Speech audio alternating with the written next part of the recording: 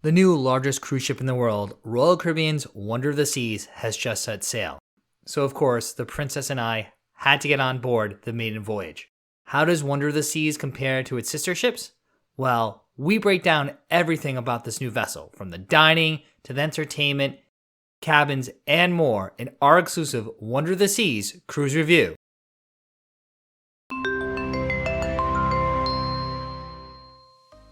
Welcome aboard, cruisers. I'm DB from Eat Sleep Cruise, where we help you plan the perfect cruise vacation so you can see the world one port at a time.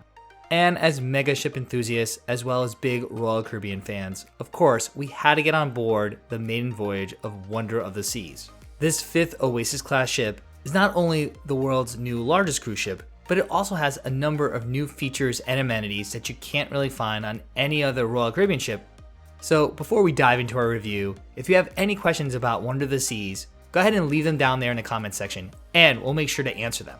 So why don't we start this review on one of the newer, updated areas of Wonder of the Seas, the pool deck.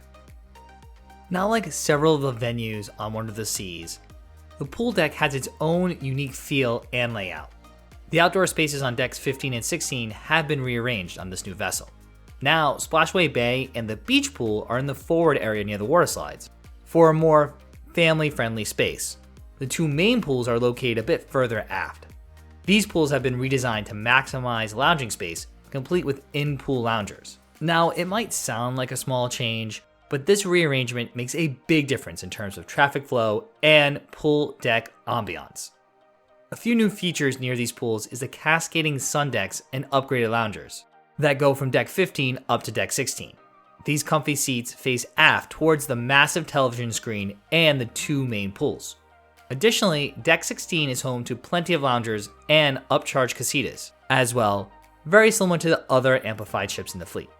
Despite being the largest cruise ship in the world, there is plenty of outdoor space for sun worshippers on Wonder of the Seas. On deck 15 forward is the adults-only solarium. This space too feels larger and more spacious than its counterparts on the other Oasis class ships.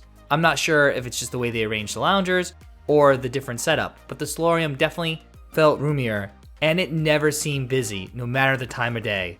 Another cool feature about the solarium is that it's weatherized. So the systems in there can produce not only air conditioning but also heat. So regardless of the temperature outside the ship, inside the solarium, it's always nice and comfortable. And for those who are wondering, yes, there is a pool in the solarium on Wonder of the Seas. The Deck 16 sports deck also received a remodel on the ship. Now, to be honest, you might be divided about some of these changes. Families listening to this cruise review might like these changes, while others, well, you might be disappointed. The biggest change is the addition of the family-friendly Wonder Playscape. This large outdoor playground for younger children has slides, climbing nets, and interactive game elements, making it a dynamic space that families can enjoy together. Conveniently located next to the playground is the mini golf course. This underwater themed course blends seamlessly into the play area's colorful and nautical vibe. However, with the addition of this Wonder Playscape comes the removal of a flow rider. Now, Wonder of the Seas has only one surf simulator, unlike its sister ships that normally have two. So, boogie boarders and surfers must share the portside flow rider. Other staples of the sports deck on Oasis class ships are also present on Wonder of the Seas. These popular attractions include the zip line, a sports court, and the ultimate abyss. During our cruise, there are a number of activities in the sports court like pickleball, basketball, soccer, and volleyball. Further, active cruisers have plenty of other options beyond just the sports deck. You can scale the dual rock climbing walls above the boardwalk neighborhood, you can take a jog on the Deck 5 outdoor running track, go skating in Studio B, or get a workout in the fitness center on Deck 6. Now, we were on board the inaugural cruise, so even though this was the first sailing on Wonder of the Seas, we're happy to report that the service was personable and knowledgeable. On embarkation day, guest services was able to troubleshoot our app issues and guest entertainment reservations before they were all booked up. Our stateroom attendant, Albertus, was always visible and made sure to check in with us throughout the cruise. Somehow, he was able to make up our room twice a day, even though our schedule was anything but predictable on this trip. At all the bars, there were plenty of staff to take drink orders, thus we never waited long for a round of cocktails, regardless of the venue or the time of day. Likewise, waitstaff in the main dining room were friendly and timely. Both the waiters and assistant waiters were visible, and did a fabulous job of pacing out our meals. In fact, this was true when we dined just the two of us one evening, as well as a group of 6. However, our visits to the specialty restaurants were a little bit hit or miss. 2 of the 4 specialty restaurant dinners did take over 2 hours. We credited this to the restaurants being busier than the current staff could handle. Being the first cruise, there were a lot of loyal to royal cruisers, meaning most nights the specialty restaurants were all booked up. On a positive note, our meal in the Mason Jar, the newest restaurant in Royal Caribbean's fleet, was well executed even though the venue was extremely busy. Now it's crazy to think, but this cruise on Wonder of the Seas was our 13th cruise since the cruise restart in June of 2021. And given the ups and downs regarding the global health crisis, this cruise finally felt like cruising was truly back to normal. From no mask requirements on the ship to no social distancing, the ship looked and felt like pre-pandemic times. The same can be said about the onboard activities. Wonder of Seas had most of the cruiser classics, including trivia competitions, Name That Tune, scavenger hunts, the Battle of the Sexes, karaoke, and even dance classes. On the pool deck, crowds gathered to watch the Sexiest Man competition. In fact, the sailing actually marked the return of laser tag to the Royal Caribbean fleet. There were 2 sessions of this complimentary activity occurring in Studio B, along with 2 open skate sessions in the same venue. We even saw our staff rehearsing for our upcoming return of parades to the Royal Promenade. And quite honestly, I could do without parades on a cruise ship, but of course the princess loves them. While there were a lot of activities, it would have been nice to see the cruise director Mike more visible during the day, as you never really saw him around the ship. Given it was near spring break, there was a reasonable mix of adult-focused and family-focused daytime events. Couple these organized events with all there is to do in the different neighborhoods, sports court, you're probably wondering how you will fit in everything during a 7-day cruise on this ship. And disclosure, there are still plenty of things on Wonder of the Seas that we did not get to do. So I guess we'll have to get back on board to complete our checklist. Now, one thing I love about cruising is food. And one of the benefits of cruising on a mega ship are all the choices. On Wonder of the Seas, there's so many different dining options.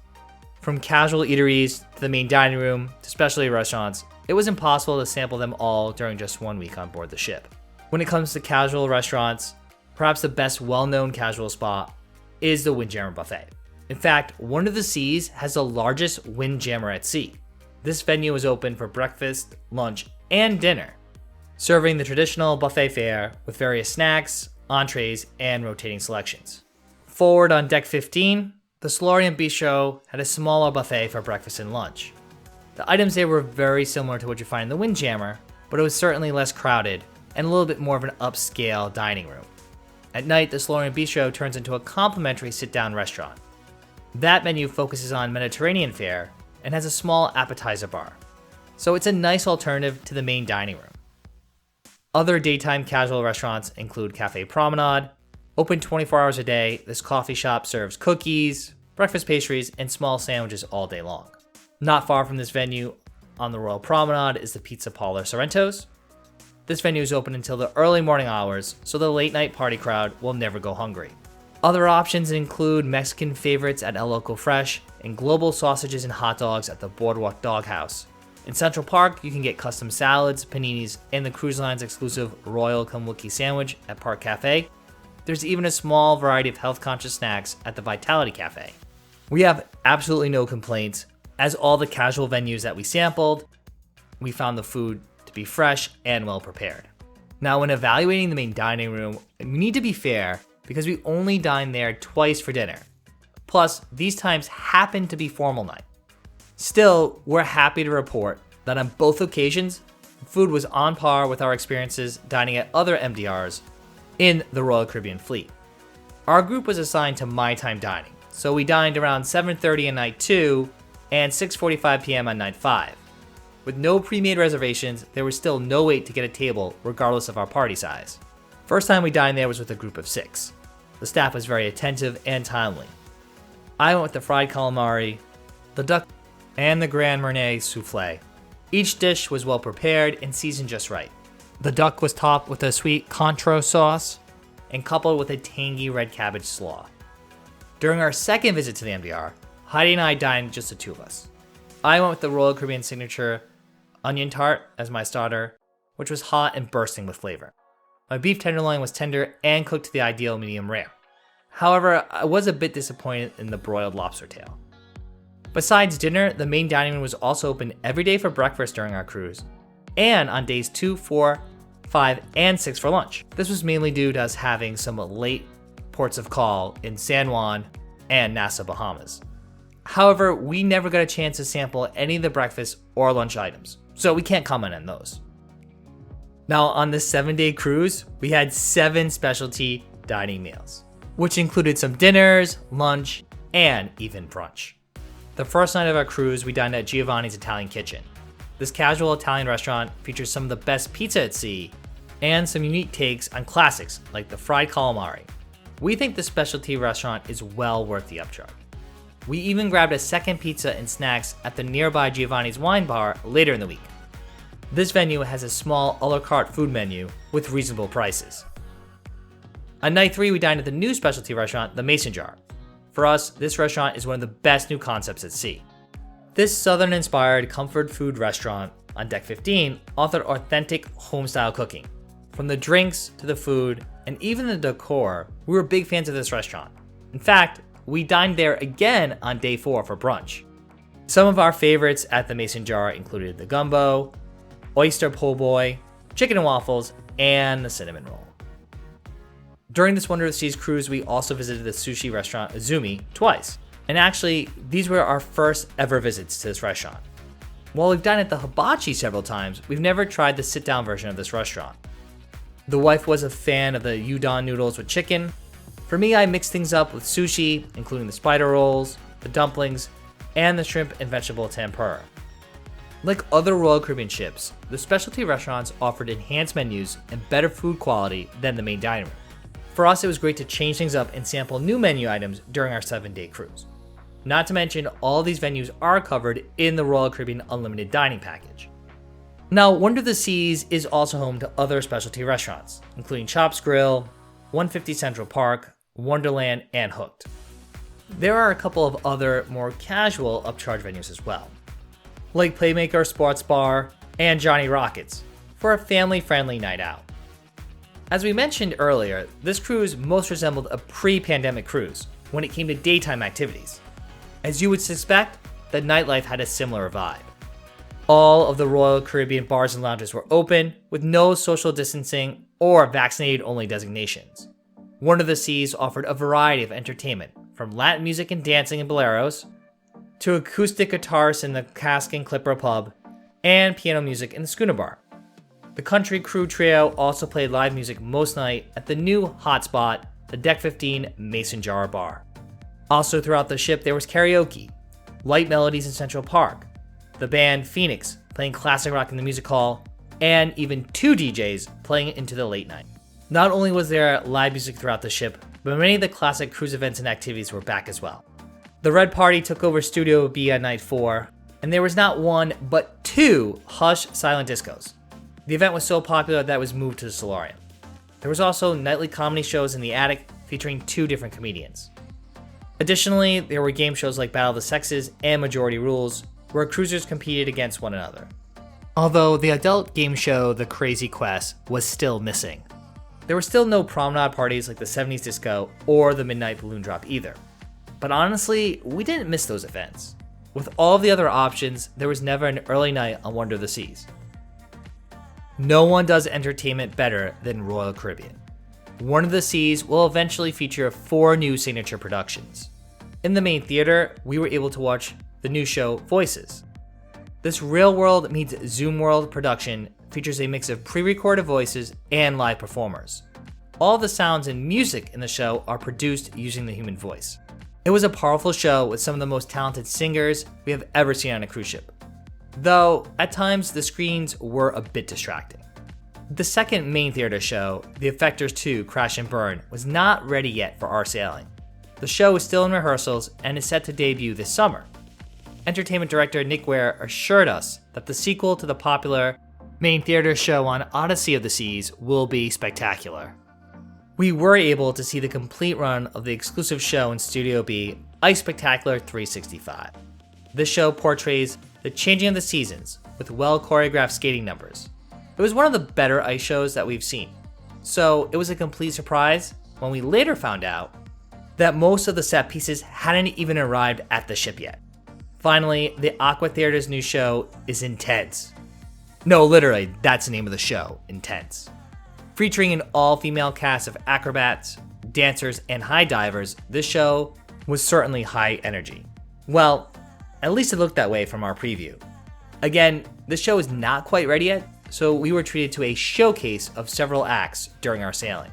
Still, what we were able to experience for the signature entertainment will have us coming back for more. Again, with Wonder of Seas, Royal Caribbean did a great job of bringing back all of the classic bars and lounges you love, as well as introducing a few new favorites. Cocktail lovers will want to grab a classic martini at the Schooner Bar. This venue on Deck 6 is home to our favorite evening libations, the Sidecar and the Lavender Daiquiri. Mojitos and classic Latin-inspired cocktails are shaken up at Boleros, while robotic bartenders will craft your ideal concoction at the Bionic Bar. In the Royal Promenade, you'll also find the popular English pub and the Rising Tide Bar. Now on the pool deck, there are 3 lime and coconut bars, serving the new poolside menu with the signature lime and coconut drink. Debuting on Wonder of the Seas is the View Bar, located on Deck 15 portside. It's brand new to the ship. This cantilevered bar is home to some great views and a brightly colored mosaic canopy. Sadly, the one thing it is missing is a signature drink menu. Additionally, you can sip some vino while grabbing a bite to eat at Giovanni's Wine Bar in Central Park, or you can grab a brew and some pub favorites at Playmaker Sports Bar and Arcade on the boardwalk.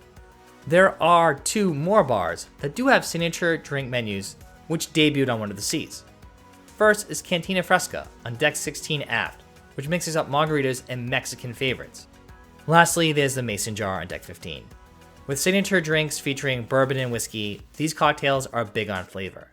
Whether it's the PB&J Old Fashioned or the Mississippi Moonlight, this is definitely one watering hole you need to visit during your cruise.